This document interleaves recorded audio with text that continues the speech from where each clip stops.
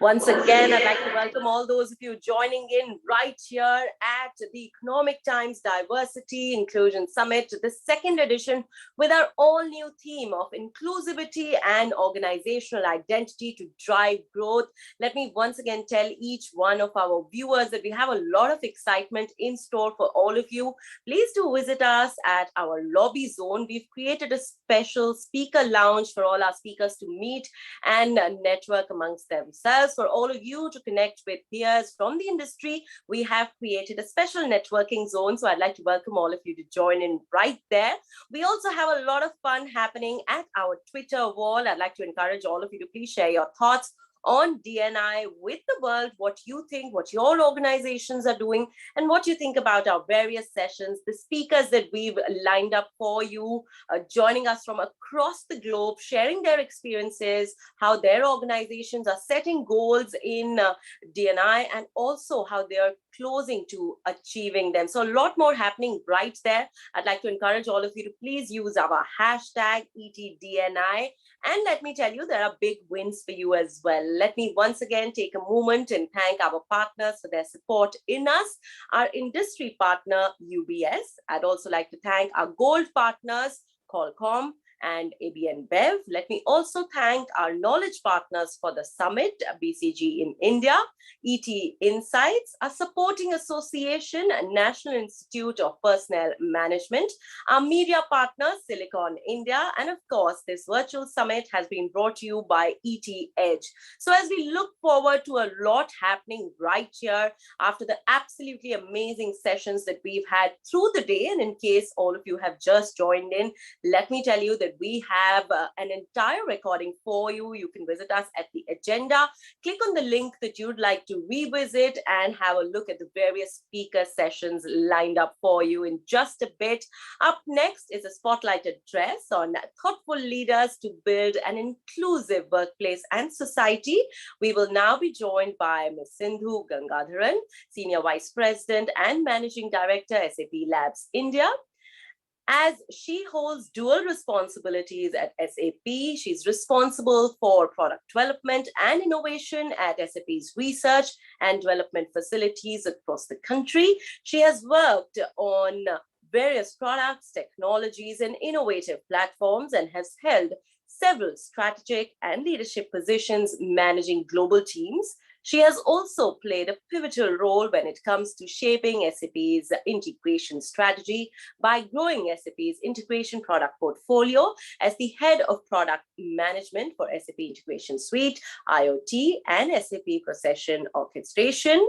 Her deep technical expertise and business knowledge has led her to head the critical integration function in SAP's technology and innovation organization in various offices of the CTO. So a lot happening from the lady who has been featured in Fortune India's top 50 most powerful women in business in 2021.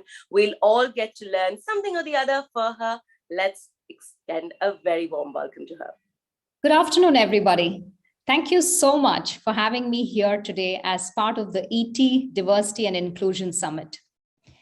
Now, as a woman leader in the technology space, diversity and inclusion are more than just buzzwords for me. For me, it's an opportunity to empower millions in a widely polarized world, and it's hope for a more inclusive ecosystem where all of us can embrace our differences and our unique identities.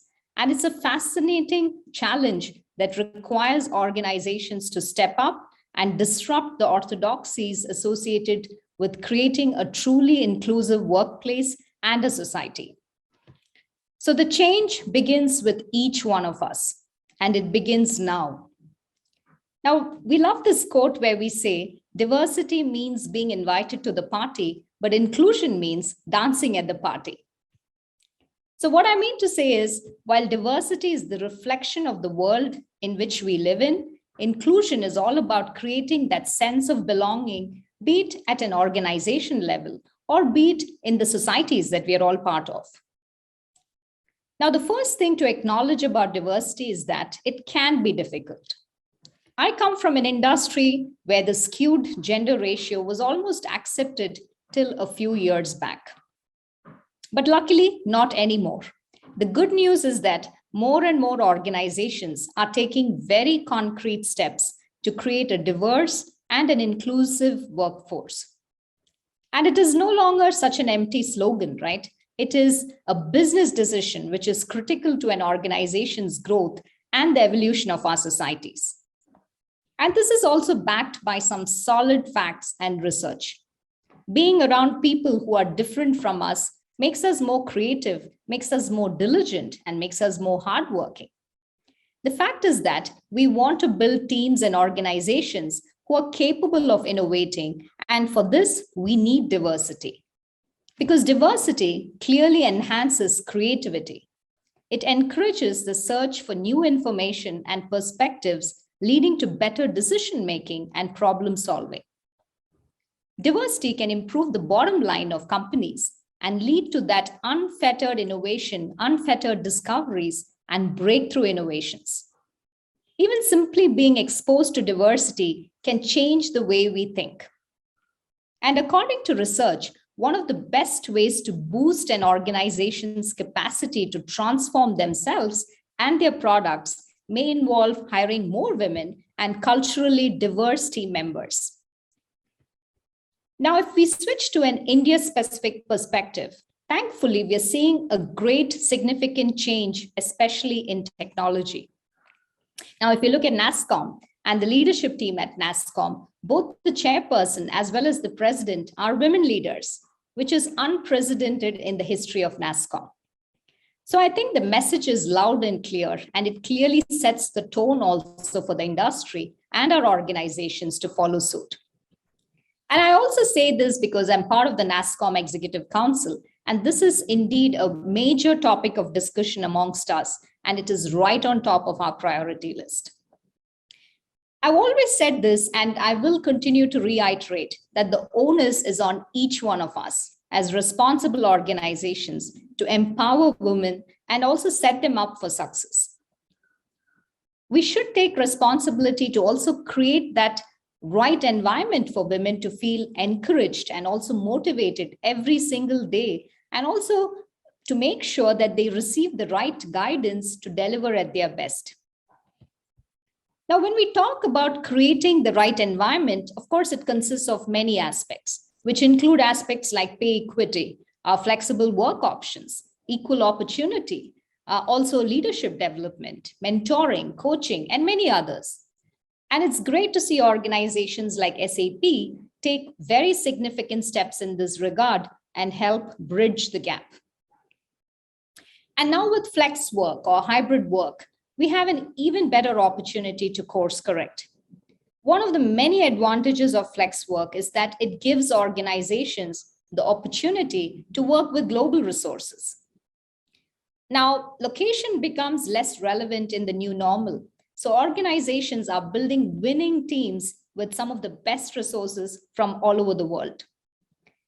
And the growing popularity of the hybrid work model is also a great opportunity for us as organizations to rectify the skewed gender ratio at our workspaces. And in my own personal experience, and I'm also seeing more and more women leveraging this opportunity to return to work or even accelerate their career paths.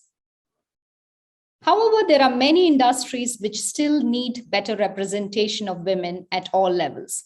And I really hope that with the new normal, that all industries can leverage this unique opportunity to create more diverse and inclusive workplaces. At SAP, gender intelligence is also one of our key pillars in the Diversity and Inclusion Charter.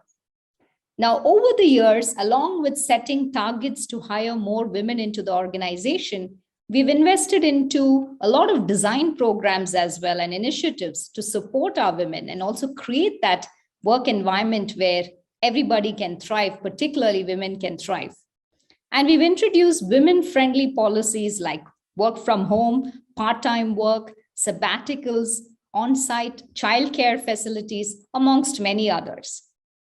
So beyond inclusive policies and benefits, we are absolutely committed to accelerate their careers by providing that customized development opportunities at different phases in their careers.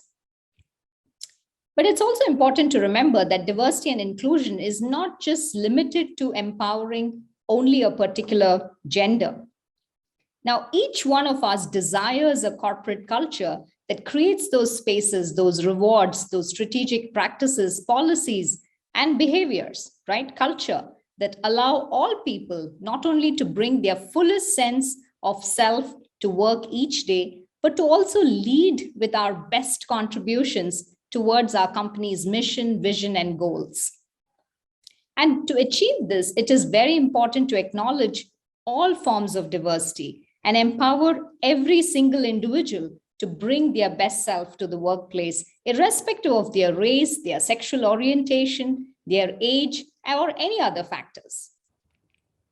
And it shouldn't be a privilege to be able to be your true self at work or, for that matter, anywhere else. And it's also important to note that sometimes discrimination is not always a physical or a verbal attack. It can take many forms. We all know that.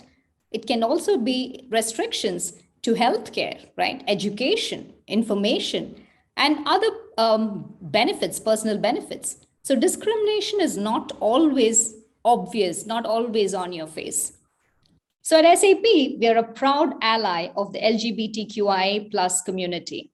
And this is one area where we are continually investing and also learning along the way to create that inclusion for the community, where we all know there are many myths, there's many misconceptions in the larger Indian cultural context. So we embrace our colleagues for who they are and extend continued support for their individual preferences. Now, just to give you some color, the Pride March at SAP Labs India is one of the biggest celebrations because we genuinely want to create more awareness amongst the community and also the challenges that the community faces for all our people. And we have one of the largest global employee networks called Pride at SAP, with more than 8,000 plus LGBTQIA plus members, as well as their allies. And we're very respectful of the needs. There's a host of services which includes medical benefit to same-sex partners, insurance cover, which also covers gender affirmation surgeries. And additionally, we also extend the family leave to same-sex partners. And if you walk through our campuses, you'll see that there are gender-neutral restrooms all over the campus.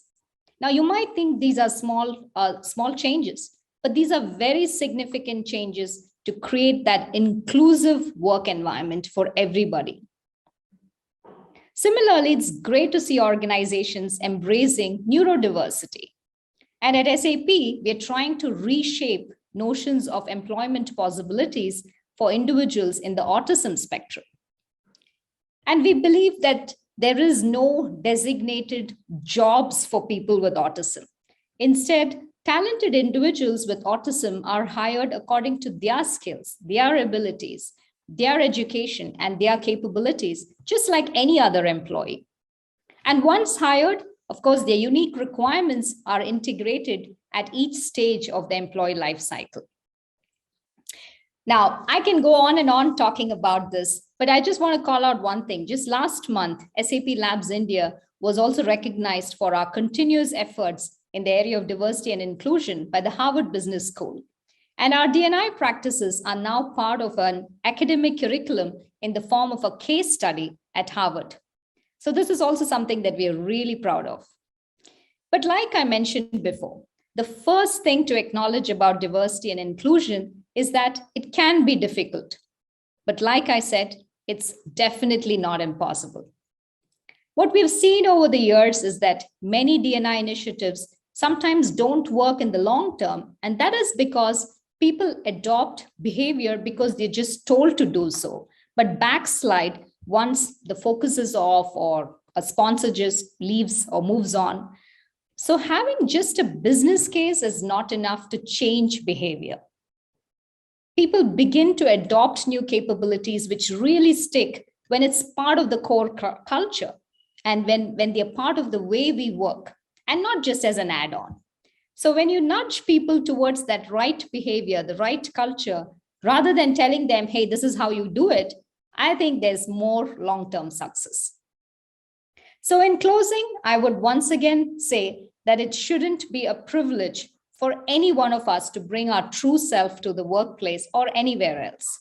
It is up to each one of us to create that environment of trust and acceptance so that all our colleagues, our friends, or just anybody else in our family or social circle can be their most authentic selves.